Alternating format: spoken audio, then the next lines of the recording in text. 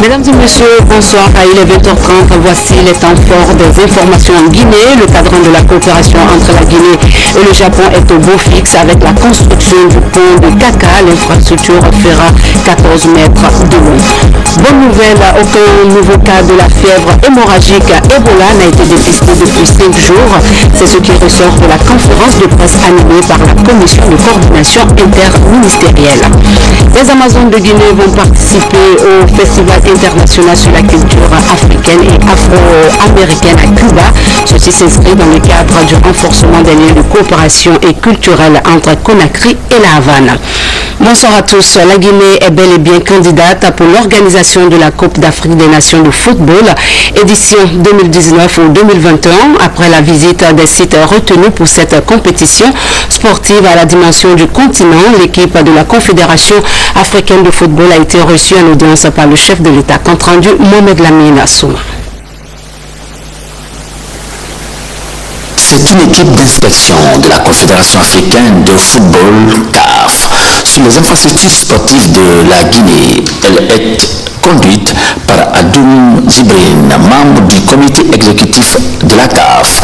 À cette délégation, le président de la République a réitéré la ferme volonté du gouvernement et de tout le peuple de Guinée à abriter enfin l'une des deux phases finales de la CAN 2019-2021, accompagné par la ministre en charge des sports, Domani Doré, et des membres de la Fédération guinéenne de football. L'inspecteur de la CAF a été plutôt discret sur la question de savoir quel constat relatif aux infrastructures sportives du pays. La CAF est très honorée de cette audience et nous avons exprimé au président notre satisfaction quant à l'organisation de la visite et quant aux conditions d'accueil qui nous ont été réservées. Et nous avons remercié le président pour tous les efforts faits. Et d'abord pour que la Guinée soit candidate, ensuite pour tout ce qui a été fait pour que la CAF soit dans les conditions optimales pour voir ce que notre mission nous recommandait. C'est le ministre des Postes et Télécommunications et des Nouvelles Technologies, en sa qualité du président du Comité national de soutien à la candidature de la Guinée, qui a introduit cette délégation auprès du chef de l'État. La Guinée a été retenue parmi 5 autres pays pour l'organisation de la CAN 2019 à 2021. J'ai dû introduire cette délégation pour venir donner les premières impressions au président. Et puisque c'est lui, dans son programme de développement, il a inscrit en ligne droite, n'est-ce pas, le développement des infrastructures sportives, la création des emplois. Aujourd'hui donc, il l'a signifié devant la mission, tout en se montrant plus panafricanisme, tout en n'ayant pas de complexe sur le niveau de développement de la Guinée. Il a tout étalé, ce qui a vraiment rassuré la mission d'inspection. Et nous souhaitons, avec leur bénédiction, qu'au moins nous aurons eu des CAN organisés en Guinée. Vivement l'une des phases finales de la Coupe d'Afrique des Nations CAN 2019-2021 en Guinée. Le Forum national des jeunes des partis politiques de Guinée à l'Assemblée nationale, les membres du FONIGEP et le président de cette institution ont échangé sur leur plan d'action avant de se pencher sur les possibilités de partenariat pour la promotion et la vulgarisation des lois qui seront votées par l'Assemblée nationale. François Lama nous fait ce reportage. Ils sont de toute obédience politique dans le pays. Ces jeunes membres du Forum national des partis politiques étaient venus échanger pour la première fois avec le président de l'Assemblée nationale sur leur plan d'activité qui développe en faveur de la promotion des activités politiques apaisées au service du développement socio-économique du pays. Il était également question du partenariat, mais aussi de la représentativité accrue des jeunes au sein de l'Assemblée nationale. Les femmes se sont battues pour avoir le 30%. Donc il était impératif aussi pour les jeunes de venir demander à ce qu'un quota de 30% soit quand même octroyé aux jeunes. On est sûr qu'ils ont notre soutien, le soutien de la jeunesse, parce que les jeunes des partis politiques se sont mis ensemble pour mettre les intérêts communs de la Guinée en face de nous, pour que les jeunes de Guinée, des partis politiques différents, se donnent la main pour créer la concorde et l'unité nationale à notre sein. Ce sont 27 partis politiques regroupés dans le FONAGEP. Les préoccupations exprimées par les membres de ce forum ont été favorablement accueillies par les députés de l'Assemblée nationale en charge des questions de la jeunesse. Notre commission solution est disponible. La présence massive de ces membres ici témoigne déjà de notre volonté d'être attentifs à vos problèmes et de faire en sorte que les considérations que vous exposez ici puissent être prises en compte par l'Assemblée nationale. Aux jeunes, je conseille la formation. C'est avec la formation seulement qu'ils pourront vraiment s'imposer sur la scène nationale, voire internationale. Aux jeunes, je conseille d'éviter des conflits. Chaque jeune est dans son parti, se bat en fonction de la vision de ce parti-là, mais il ne doit pas être dévié qu'il faut qu'il se donne la main avec les autres jeunes pour travailler afin de construire la Guinée. Les questions de partenariat pour la promotion des lois qui seront votées par l'Assemblée nationale n'ont pas été occultées à cette rencontre. Début des travaux de réhabilitation du pont Kaka, cette infrastructure vieille de 60 ans ne répond plus aux normes de la modernisation. Grâce à la coopération entre la Guinée et le Japon, un nouveau pont de 14 mètres verra le jour dans 18 mois. Ibrahima Keïta nous signe ce reportage. En lieu et place de ce pont de 60 ans, un autre de 14 mètres sera bientôt érigé ici. Une initiative du gouvernement qui entre dans le cadre de la crise côtière, compte tenu vraiment de l'importance et de l'insistance même de son Excellence Monsieur le Président de la République, le professeur Alpha Condé.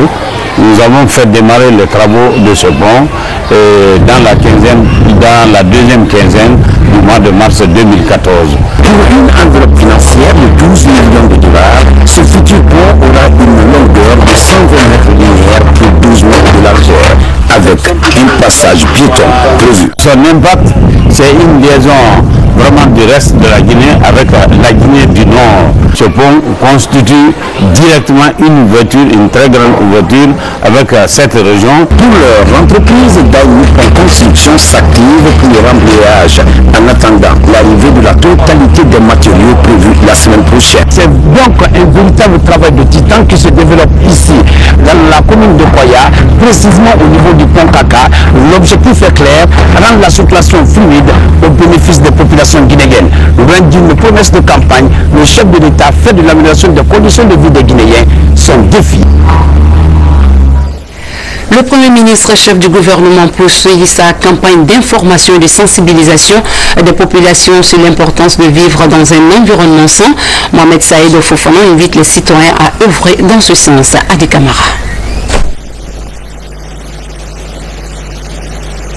Le gouvernement Mohamed Saïd Fofana entend sortir tous les biceps pour débarrasser Conakry des encombrants physiques et d'autres ordures placées ici et là. C'est une vaste campagne de sensibilisation sur l'assainissement et le déguerpissement des voies publiques de notre capitale. Les communes, autant que ça durera, pour que la ville de Conakry soit une ville propre.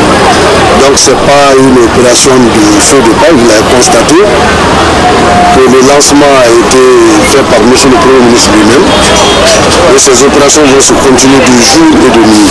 Du débarcadère du port de pêche de Bourbiné au marché de Symphonie en passant par Bonfi, Matam, Amdalaï, Matoto, Anko 5 et Dixine, les égouts et les détritus se côtoient. Partout, les matières plastiques sont jetées de façon fantaisiste sur la chaussée. Alors, les citoyens qui se livrent à de telles pratiques sont interpellés pour accompagner le gouvernement dans son programme d'assainissement de la ville de Conakry. Aujourd'hui, nous avons la satisfaction de constater que les choses marchent bien. Partout où nous sommes passés, nous avons rencontré l'engouement des populations, leur engagement, mais sur le concret, il y a eu du travail de dégagement des ordures. Et aujourd'hui, comme vous le savez, nous avons lancé aussi l'opération de déguerpissement des emprises de la voirie. Tous les encombrants physiques doivent être dégagés. Donc nous félicitons le gouverneur, nous félicitons les communes, les responsables des communes, nous félicitons les citoyens et citoyennes de Conakry pour cet engagement massif. Nous pensons que nous allons réussir. Je crois que tout le monde comprendra que l'assainissement de la ville est une priorité au jour d'aujourd'hui. Ici, au bloc des professeurs, il y a 4 ans, cette montagne d'ordures existe et empêche des citoyens de bien dormir. Mais avec cette opération d'assainissement, le gouvernement, à travers le gouvernorat de la ville de Conakry, a mobilisé les moyens financiers et matériels comme ce tractopelle pour débarrasser cette zone de ces immondices. Cette opération d'assainissement de la ville de Conakry a conduit le Premier ministre et le gouvernement de la ville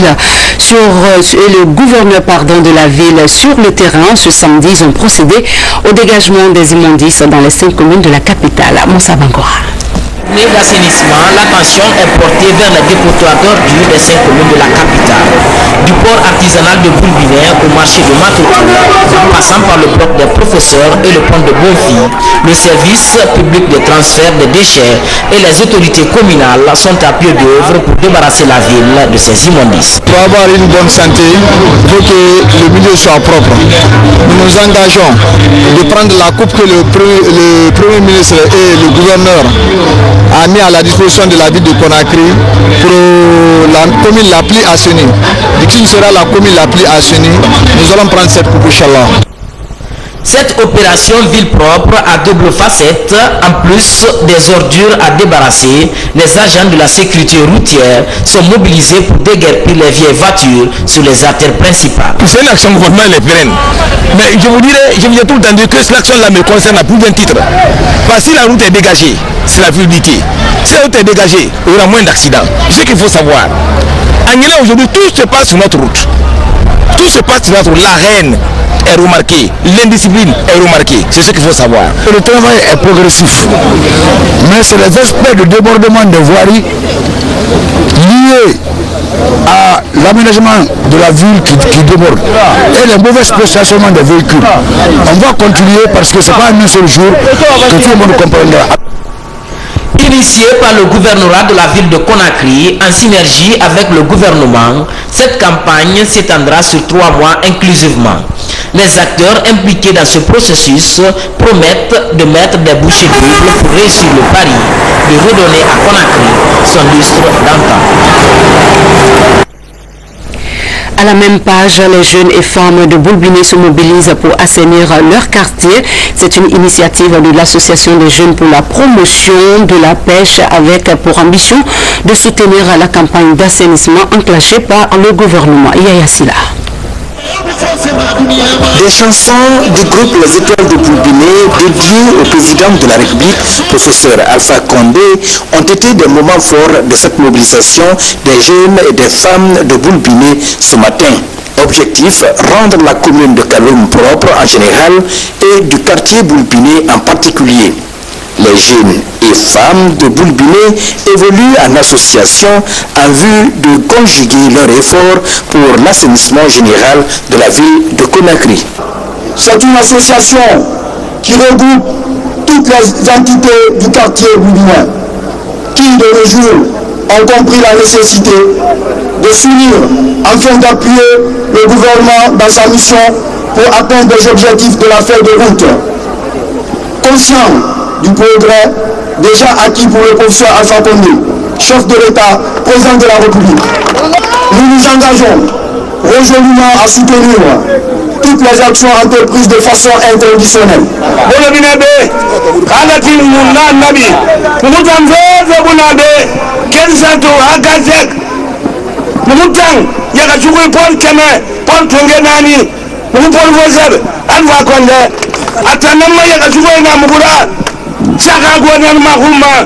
Le débarcadère de Boulbiné est l'un des 120 sites de la côte maritime guinéenne. Les problèmes d'intrants de pêche, de la sécurité en mer et d'écoulement des produits halieutiques par les femmes sont entre autres préoccupations qui ont été posées au Premier ministre.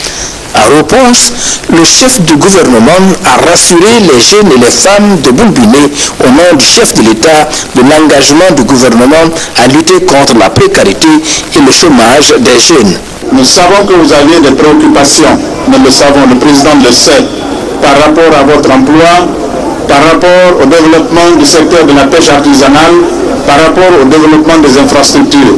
Le gouvernement va lancer dans les meilleurs délais des programmes hardis et volontaristes de création d'emplois pour vous les jeunes, en priorité les jeunes de Conakry. Et vous le verrez.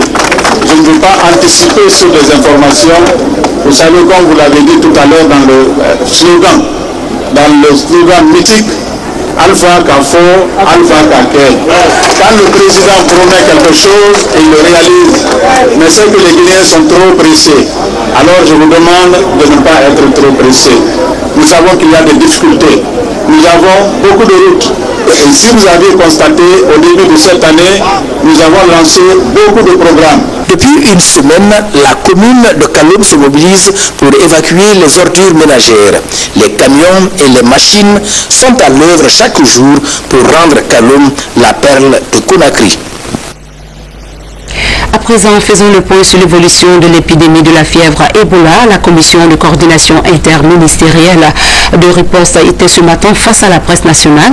Il était question d'informer l'opinion nationale et internationale sur l'évolution de l'épidémie, mais aussi sur les stratégies de toilettage des chiffres amorcés avec les partenaires engagés aux côtés de l'État pour l'éradication de la fièvre hémorragique. Sori de Keira me signe ce reportage. La commission interministérielle de riposte à la fièvre hémorragique virale Ebola rencontre pour la 4e fois consécutive la presse nationale ce samedi.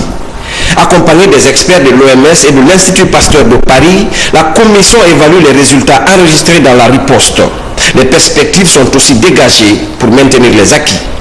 Tous les cas que nous découvrons aujourd'hui, ces cas-là sont liés au premier cas. C'est pourquoi nous voulons cerner ces cadres de contact que ça ne sort pas de là-bas et ce qui nous pousse à communiquer toujours pour dire à la population quelle attitude ils doivent adopter pour pouvoir freiner la maladie. Il n'y a aucun nouveau cas, il n'y a aucune nouvelle découverte de cas dans les familles. C'est ceux qui ont été victimes, toutes les personnes qui ont été proches d'eux qu'on est en train de suivre. S'il y a des révélations de cas, viennent de ces contacts. Devant les questions cruciales comme l'évolution des chiffres de l'épidémie, la consommation des fruits ou encore la sensibilisation de la population, la Commission et les partenaires invitent la presse au respect de la déontologie pour arrêter les rumeurs qui pullulent dans la cité. Il faut être clair dans les messages, c'est-à-dire que si on met des messages qui sont trop larges, les gens ne les suivront pas. Donc il faut vraiment cibler les messages. Aujourd'hui, il n'y a absolument aucun risque à consommer des mangues. Je ne sais pas qui a dit qu'il ne fallait pas consommer des mangues à Conakry, ça c'est une bêtise. Il faut laver les fruits, mais tout le temps, pas simplement durant Ebola. En attendant la prochaine rencontre avec la presse, la Commission et les partenaires travaillent d'arrache-pied sur le toilettage des chiffres en vue d'harmoniser toutes les informations liées à l'évolution de l'épidémie. Déjà, les dernières tendances n'ont pas évolué depuis 5 jours et 37 personnes sont guéries et libérées dans les différents centres d'isolement du pays.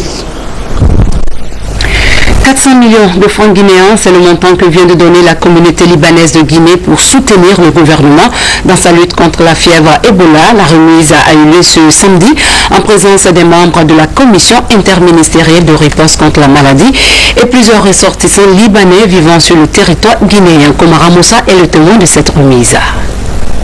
Pour soutenir les efforts du gouvernement dans la riposte contre la fièvre Ebola, l'Union libanaise de Guinée offre ce chèque de 400 millions de francs guinéens aux autorités du pays. Ce chèque a été le fruit de tous les dons que nous avons recueillis de la part de la communauté pour essayer de soulager en tout cas la peine de ceux qui souffrent aujourd'hui en Guinée, nos frères, nos parents, et en tout cas pour montrer notre solidarité avec tous nos frères et parents guinéens. Ce n'est pas une surprise parce que nous pensons que la communauté libanaise c'est comme des Guinéens chez nous. Nous avons vécu ensemble pendant de très longues années et si nous avons un malheur aujourd'hui, je pense que c'est leur malheur et c'est ce qu'ils ont témoigné. Cette communauté libanaise est présente en Guinée il y a de cela plus de 100 ans et depuis toujours, elle porte main forte à la Guinée dans les périodes difficiles. À travers ses gestes, elle entend sauvegarder les valeurs séculaires qu'elle entretient avec d'autres pays. L'ambassadeur de France confirme ici également l'engagement de l'Hexagone à accompagner la Guinée.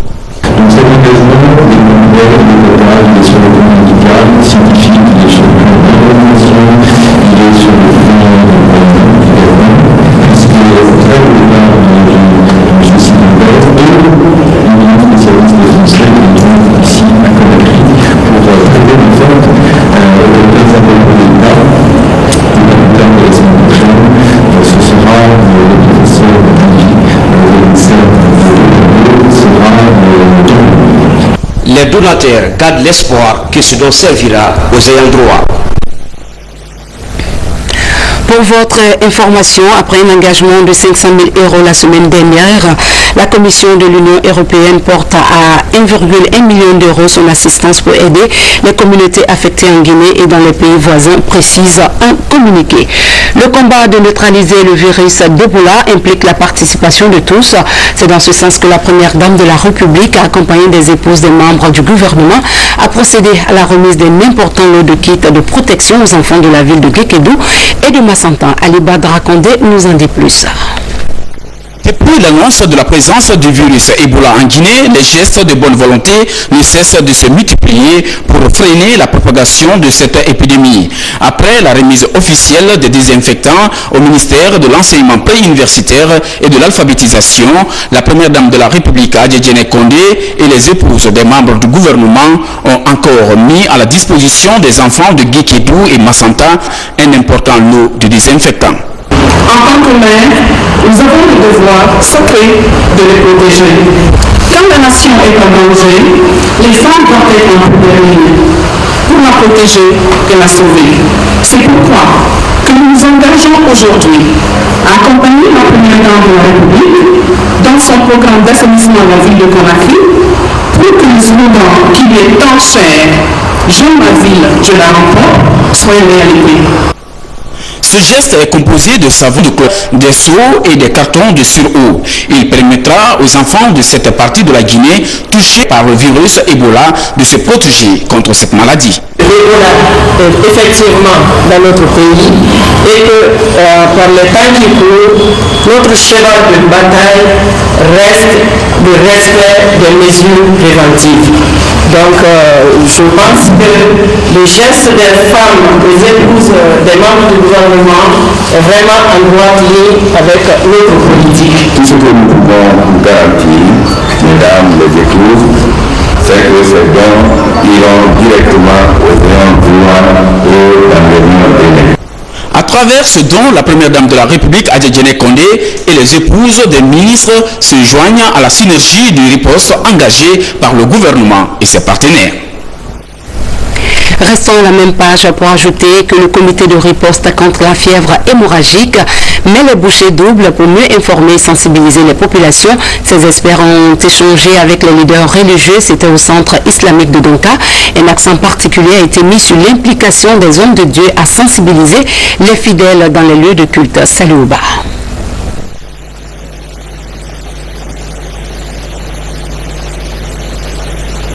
Devant les leaders religieux, le comité de riposte a livré de larges informations sur les mesures de prévention contre la maladie.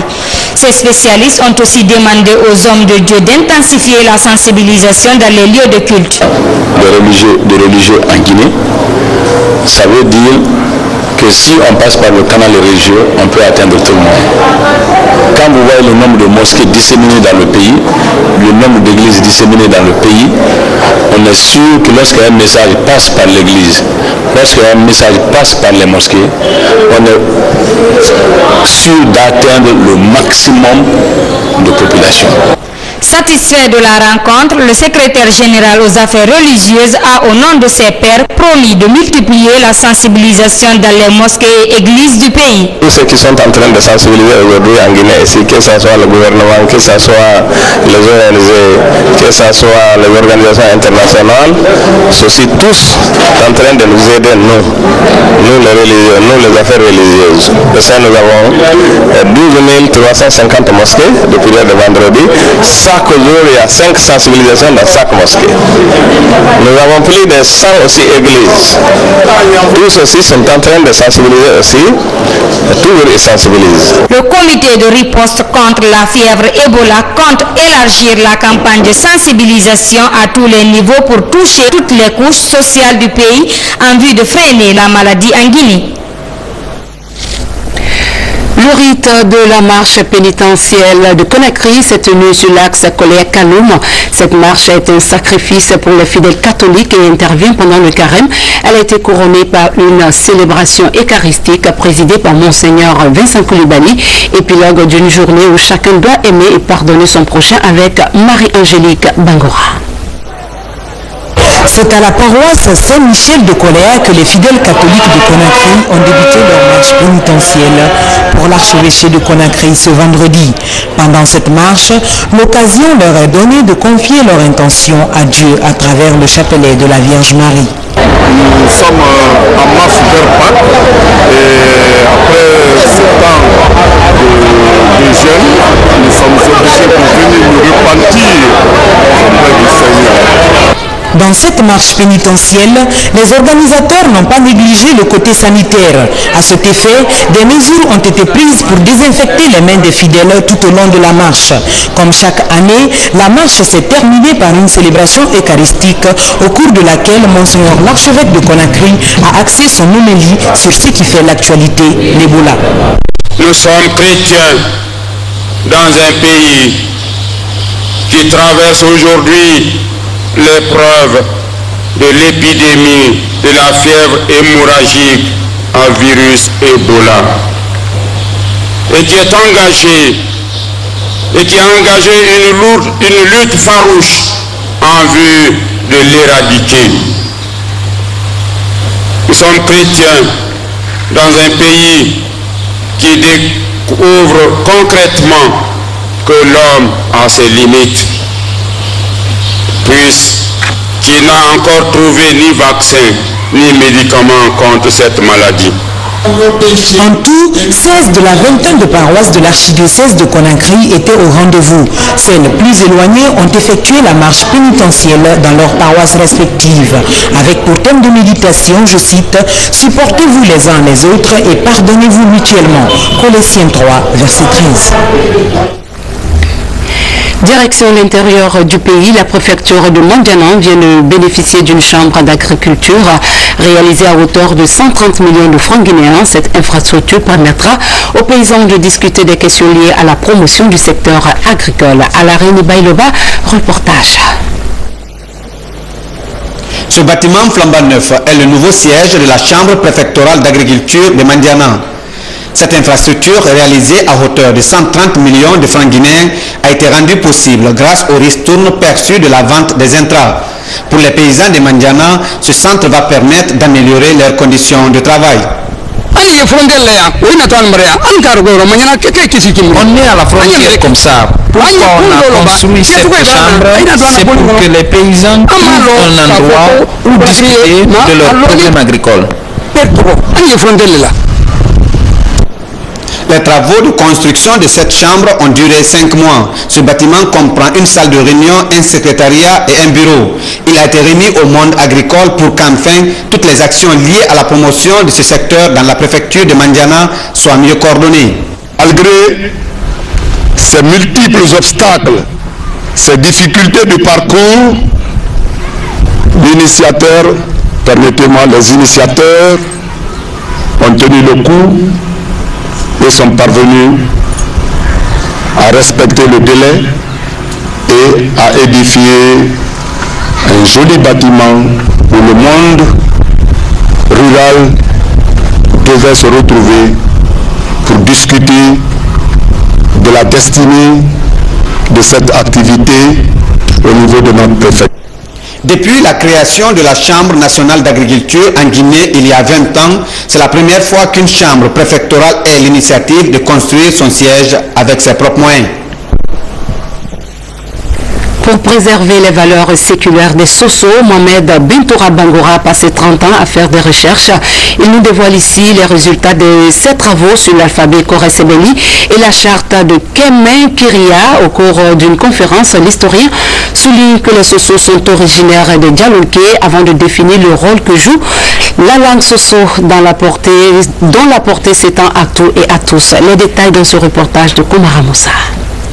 C'est pour parler de l'identité culturelle des Soso et l'apport de la culture Soso dans la civilisation de l'universel que se tient cette conférence. Mohamed Bintoura Bangoura, le conférencier, tente de séduire par la force de ses arguments que la langue Soso est riche en vocabulaire. Près de 30 ans, l'homme a poussé ses recherches sous l'alphabet Koré-Sebeli qui comprend 29 lettres et la charte de Kemen Kiria qui dispose plus de 100 articles. Plus loin, il estime que que les Soso sont originaires des Dialongués et la grande école Laga a prospéré le peuple Soso. Des idées qui nourrissent l'assistance. Quand je vois quelqu'un qui a réussi à faire ses recherches et qui est prêt à mettre à la disposition de la nation, je suis obligé de l'accompagner pour pouvoir faire sortir les gens de l'ornière et que chacun soit informé qui était mon ancêtre, qu'est-ce qu'il faisait et comment je dois me comporter. Parce qu'aujourd'hui, on a le déchirement culturel. Chaque langue, ou chaque pratiquant de langue, ou chaque communauté de langue étudie sa langue et débouche sur l'alphabet, c'est un enrichissement qu'il faut encourager. L'alphabet retrouvé par les chercheurs doit être regroupé, comparé et laisser les techniciens dialoguer entre eux. L'idée de Mohamed Bentoura Bangoura est de prouver à la face du monde que l'Empire Soso est un peuple civilisé et organisé, bien avant la poussée impérialiste. Son combat aujourd'hui est de valoriser la culture Soso à travers le monde. Les Amazones de Guinée se rendront très bientôt à Cuba pour participer au Festival international sur la culture africaine et afro-américaine. Ce déplacement de ce groupe est une manière de renforcer les liens de coopération et culturelle entre Conakry et La Havane et également permettre à la Guinée de regagner sa place dans le temps. Aïssatou Oumou Diallo, reportage. Au 13e Festival international sur la culture africaine et afro-américaine à Cuba, les Amazones de Guinée se préparent.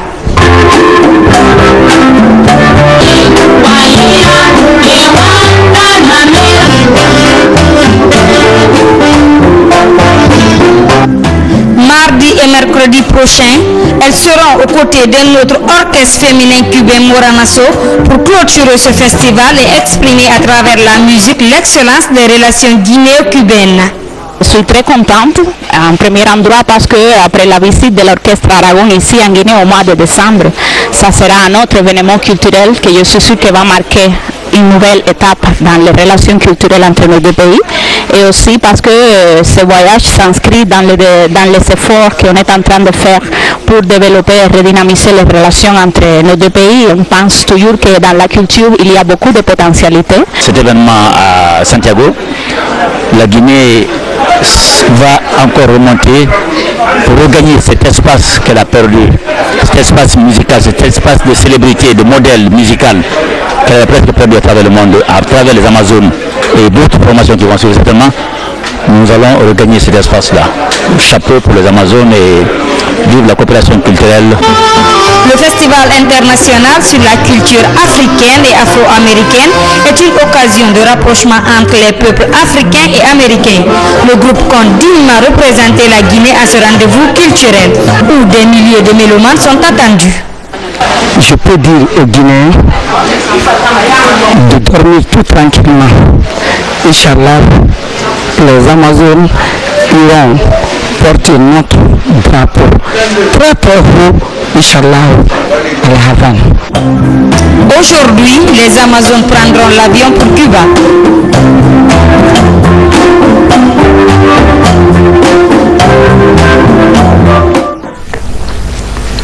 À la page noire de cette édition, le monde des banques en Guinée est en deuil. Armand Aguidrouba, directeur général de la banque United Bank for Africa, est décédé le 1er avril des suites de maladie. Ses collaborateurs, employés, amis et parents ont témoigné de la rigueur et de l'abnégation de l'homme dans le travail avant d'exprimer leur profonde consternation à travers des prières. Le manager de UBA Conakry a regagné sa dernière demeure le 12 avril à Abidjan. Makale Souma.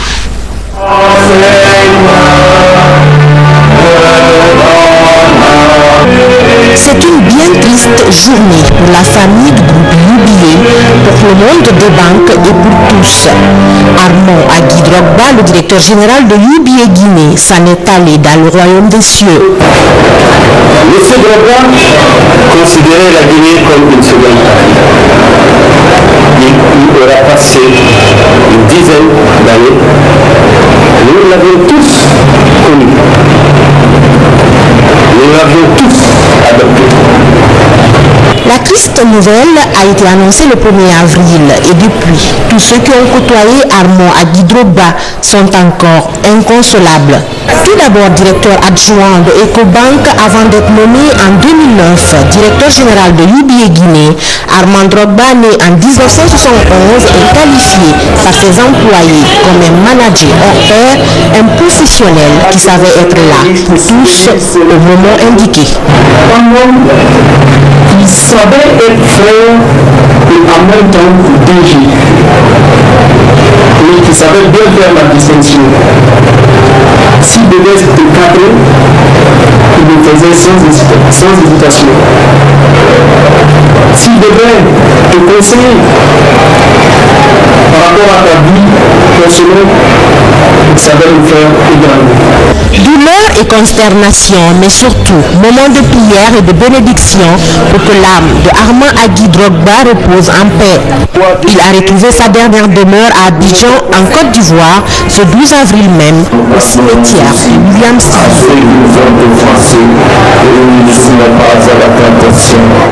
Que son âme repose en paix, amen. Ainsi prend fin cette édition de nos informations. Merci à vous de l'avoir suivi et restez avec nous pour la suite de nos programmes. Bonsoir à tous.